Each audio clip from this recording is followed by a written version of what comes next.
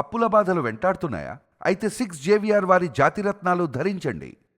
అందరికీ నమస్తే, welcome to మనం టీవీ. నేను మీ రమ్య. సో గత కొన్ని రోజుల నుంచి ఏ మీడియా ఛానల్లో చూసినా బండి సంజయ్ కొడుకు బండి భగీరథ్, అలాగే ఆ పోక్సో కేసు ఆరోపణలు, ఎవిడెన్సెస్ ఏవో ఇవన్నీ కూడా సోషల్ మీడియాలో వైరల్ అవుతున్నాయి. అయితే ఈరోజు ముఖ్యంగా మీకు నేను చెప్పాల్సిన విషయం ఏంటి అంటే, నేను ఏ పార్టీకి మద్దతుగా లేను, ఏ పార్టీకి విరుద్ధంగా కూడా లేను. బట్ నాలో వచ్చిన కొన్ని చిన్న సందేహాలు ఉన్నాయి. సో అవైతే ఈరోజు అడిగే ప్రయత్నం చేద్దాం. సో దాంట్లో ముఖ్యంగా నా ప్రశ్నలు అడగడానికంటే ముందు కూడా ఒకసారి ఈ వీడియో చూడండి. వీడియో చూసాక మాట్లాడతాం.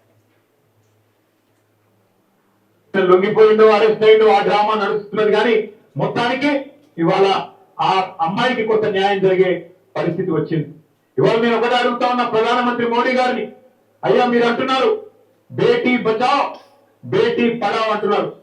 కేవలం నినాదాలకే పరిమితమైతే న్యాయం జరగదు. మోడీ గారు బహుశా భారతదేశంలో మొట్టమొదటిసారి ఒక కేంద్ర మంత్రి కొడుకు మీద లుకౌట్ నోటీస్ ఇచ్చే పరిస్థితి వచ్చింది.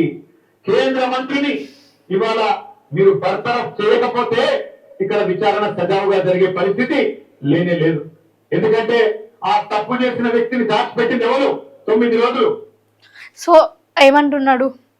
కేంద్ర మంత్రిగా బండి సంజయ్ ఉన్నంత వరకు కూడా విచారణ సరిగ్గా సాగుతూ అని ఒకవైపు చెప్తూనే, ఇంకొక వైపు అతను పదవిలో ఉన్నప్పుడే తన కొడుకుకి లుకౌట్ నోటీసులు ఇచ్చారు, విచారణ జరిపారు, రిమాండ్కి కూడా తీసుకున్నారు.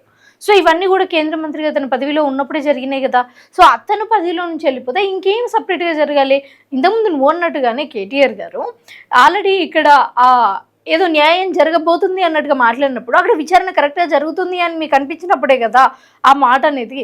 సో అలాంటప్పుడు మీకు చాలా క్లియర్గా తెలుసు పోలీసులు పకడ్బందీగా విచారణ చేస్తున్నారు, ఇవన్నీ జరుగుతున్నాయి అని. అయినా సరే ఈ పొలిటికల్గా ఒకరి మీద ఒకరు బురద చల్లుకోవడానికి, వీళ్ళ మీద వాళ్ళు వాళ్ళ మీద వాళ్ళు చల్లుకోవడానికి ఇవన్నీ కూడా మీరు పన్నాగాలు చేస్తున్నట్లుగా అనిపిస్తుంది. ఎందుకంటే కేంద్ర మంత్రి కొడుకుకే లుకౌట్ నోటీసులు ఇచ్చారు, ఆల్రెడీ పోలీసులు పట్టుకున్నారు, ఇప్పుడు జైల్లో ఉన్నారు అంటే దాని అర్థం ఏంటి అంటే కరెక్ట్గానే వ్యవస్థ నడుస్తుంది అనే కదా అర్థం. అండ్ ఇంకొకటి ఇక్కడ చాలా క్లియర్గా గమనించాల్సిన విషయం ఏంటి అంటే, కవిత కావచ్చు లేకపోతే కేటీఆర్ కావచ్చు, వీళ్ళిద్దరూ కూడా పిఎంకి లెటర్ రాశారు అండ్ అభ్యర్థించారు దట్ ఈ పదవి నుంచి బండి సంజయ్ని తొలగించాలి అని. సో ఇంట్లో ఎవరైనా తప్పు చేశారు లేకపోతే ఆ పదవి వల్లనే ఏదైనా ప్రాబ్లం వస్తుంది అని అనుకున్నప్పుడు పదవి నుంచి తొలగించాలి అని బండి సంజయ్ని మీరు అడిగినప్పుడు మీ పరిస్థితి ఏంటి? మీ పరిస్థితి ఏంటి అని ఎందుకు అంటున్నానంటే ఈ వీడియో చూస్తే మీకు అర్థమవుతుంది. మహిళల హక్కుల గురించి మాట్లాడతాను, మైనార్టీ గురించి మాట్లాడతాను. మీ ప్రభుత్వంలో చేసినటువంటి మీరు రిజైన్ చేశారా? కేసీఆర్ గారు రిజైన్ చేశారా? కేటీఆర్ గారు రిజైన్ చేశారా? ఎవరు చేశారని నేను అడుగుతాను నేను. అంతేకాదు మీ కుటుంబంలోనే ఒక మహిళ సారా వ్యాపారంలో కోట్లాది రూపాయల కమిషన్ తీసుకుంటే జైలుకి పంపిస్తే మీరు రిజైన్ చేశారా? అది ఖాయమే కదా. మీరు రిజైన్ చేశారా? మీ కేసీఆర్ గారు కానీ కేటీఆర్ గారు కానీ నేను అడుగుతా ఉన్నాను. ఈ యొక్క అబ్బాయితే బీఆర్ఎస్ పార్టీకి నేను చెప్తా ఉన్నాను, మీరు చేస్తున్నట్టు విష ప్రచారం ప్రజలు మమ్మల్ని తిరస్కరించారు. మీరు ఎక్కడ ఫార్ములా కేసు అరెస్ట్ అవుతారు, మీ పెద్దలు ఎక్కడ కాళేశ్వరంలో ఇరుక్కుంటారు భయానికి ఈరోజు బీజేపీ మీద అయిపోయింది అబద్ధాలు. సో రామచంద్రరావు గారు ఏదైతే డౌట్ అడిగారో నా డౌట్ కూడా అదే.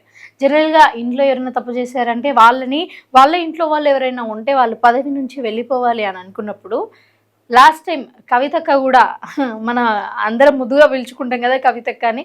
సో కవితక్క ఈ లిక్కర్ స్కామ్లో కమిషన్లు తీసుకుంటూ దొరికిపోయి చాలా మంత్స్ జైల్లో ఉన్న విషయం మనందరికీ తెలుసు. సో ఆమె జైల్లో ఉంది అంటే ఆమె తప్పు చేసిందని అర్థం. ఆమె తప్పు చేసింది అంటే మీరు అసలు ఆ పదవిలో ఉండకూడదు కదా, మరి మీరు ఎందుకున్నారు? సో సేమ్ అయితే రామచంద్రరావు గారు అడిగిందే నేను అడుగుతున్నాను. ఎవరు తప్పు చేసినా కానీ అక్కడ అసలు ఇంకొకటి బండి సంజయ్ వాళ్ళ కొడుకు మీద వచ్చినవి కేవలం ఆరోపణలు మాత్రమే. అదే కోర్టు త్రూ నిర్ధారించబడినంత వరకు కూడా ఎవరినైనా సరే క్రిమినల్ అంటే ఒకవేళ వాళ్ళు నిజంగా తప్పు చేస్తే ఓకే, ఒకవేళ తప్పు చేయకపోతే వాళ్ళ మానసిక పరిస్థితికి ఎలా ఉంటుంది, అసలు వాళ్ళు నెక్స్ట్ బ్రతుకుంటారా లేదా అన్నది కూడా మనం ఆలోచించాలి. ఎందుకంటే చాలామంది సెన్సిటివ్గా ఉండే వాళ్ళు కూడా ఉంటారు. సో అందరినీ దృష్టిలో పెట్టుకోండి. ఇంకా ఏదైతే నిర్ధారించబడలేదో నిర్ధారించబడ్డ తర్వాత మనం కావాలంటే మళ్ళీ క్లియర్గా వీడియో చేద్దాం. Thank you.